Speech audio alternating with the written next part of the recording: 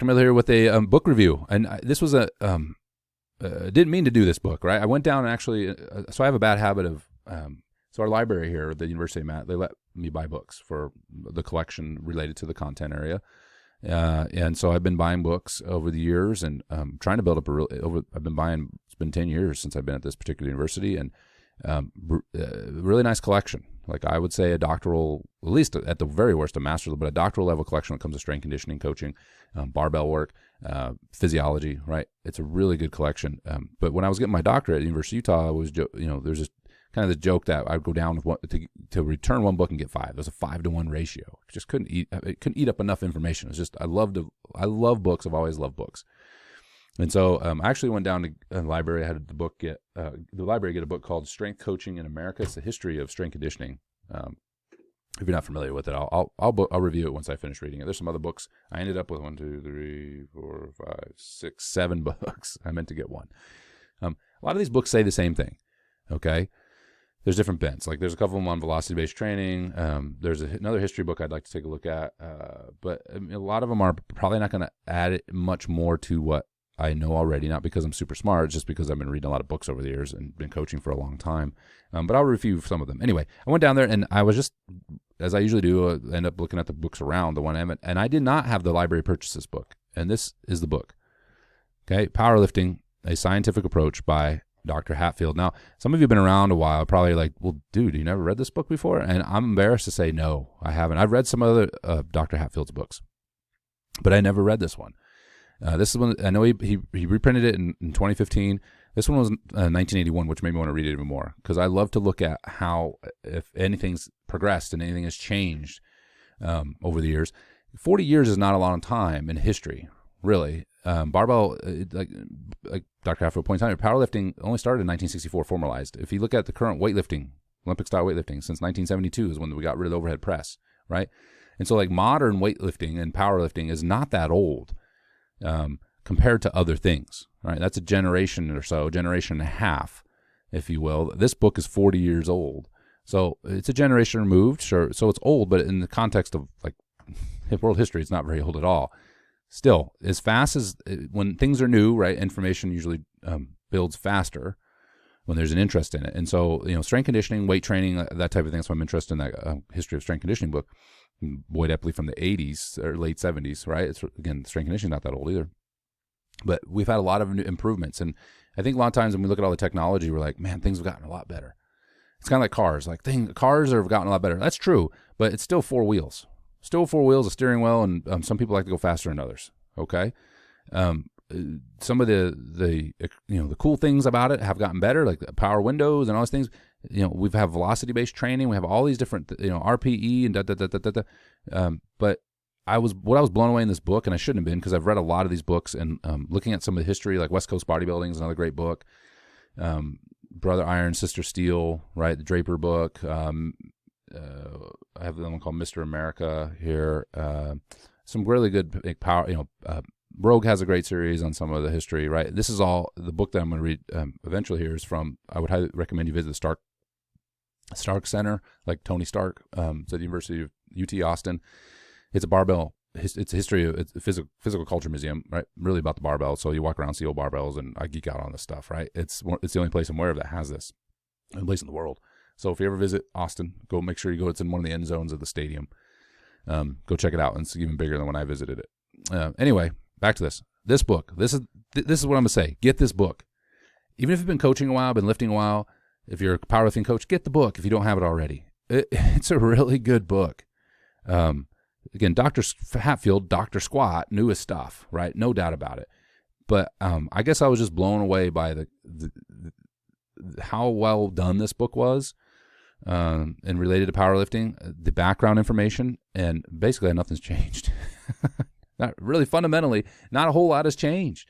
You'll notice in here, like anabolic steroids were not illegal yet, but he even cautions against their use. Some of the stuff in there, we would probably say that, I don't know if that's supported anymore, but the nutrition information in here is really good. There's some so related to the meet day preparation, he has a meet day preparation. Like, this is what you do. This is just some great foundational stuff that I tell my weightlifters today.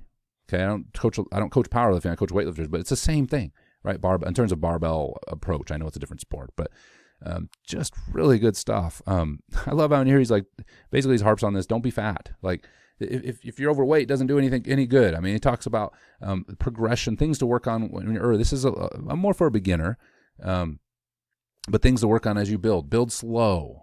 Awesome. Great advice. The money of this book, though, is the technique section.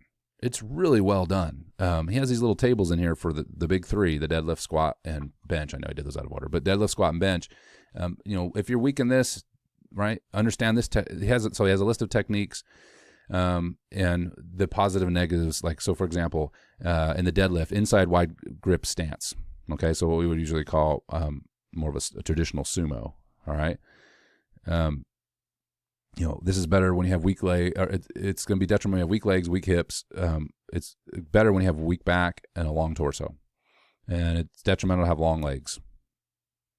And weak shoulder girdle is a plus. So if you're a profile, and there's all these different ones, right? So if you have down the list, erect torso, what does an erect torso do? Well, it's going to be a negative effect on if your legs are weak. It's going to be a positive effect if you have weak hips. It's going to cover them up, right? It's going to obviously be better for a weak back and a long torso. It's going to be worse if you have long legs, and weak positive if you have weak shoulder. I mean, it's just amazing. I know, like, bro, calm down. Fair enough. I just don't find book. I've read a lot of these type of books over the years, and they're all kind of the same thing, and they're not bad. I wrote a book that's similar to this. I didn't put a lot of programming in it like this, and he has pictures in the middle, which are kind of fun. I always looking at the old tube sock pictures, right? I just enjoyed, and I know there's other books that have this again, but it just did a really good job of pulling all the information together. So it helps you discover what technique might be better, and then has some really nice pictures about some of the powerlifters that were prominent in the day, like Bill Sino and all these others that are showing these techniques in action and talking about their limitations, and this is bad technique and this is good technique. And certainly if you're starting the powerlifting, I recommend picking up. I haven't read the 2015 version. Dr. Hatfield passed away in 2017. I haven't read the 2015 version, so I don't know what was different in it. But I mean, there's a talk on PNF stretching a couple times in here. I mean, you got some old school exercises too, like the Hackenschmidt, but I mean, just some really good stuff. The peripheral heart action system, I think I had heard of this, but I hadn't seen it in a while. If I have, I'm going to say I don't remember. But it was just a really interesting sequence. So like one of the sequences was bench press, side bends, leg extensions, dips. So the idea is that you follow the circulation, right? So you work your way down to the feet and then work your way back up to the finish. So another one might be bent row, side bend, toe raise, shrug. So bent row, side raise, shrug, back to the top. Okay. And you do this all in order. So this was a section on sets and rep kind of configuration. It talks about supersets, compound sets, at least his version of compound set. But his peripheral heart action, it was very interesting. This idea behind it. And it's probably not a bad idea, really. I mean, we look at local vasodilation. If you do these on a row, it would make some sense that you're moving blood flow around. I might even try it. I might give it a shot.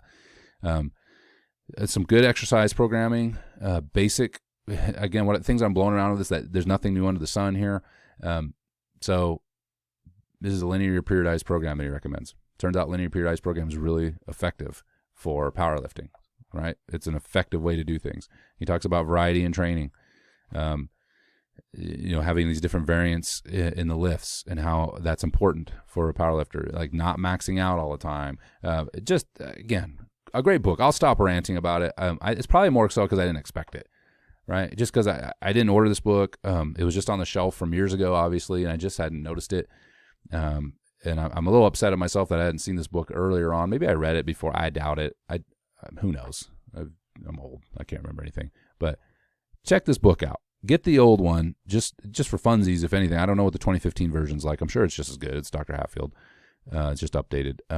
But I was really taken aback by how well it is from start to finish, background to meet day preparation to technique to all the effective things all the important things that go on with effective powerlifting.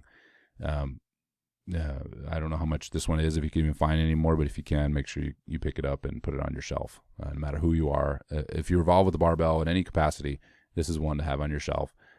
I think you'll be surprised how relevant I would say 95% of the information here still is.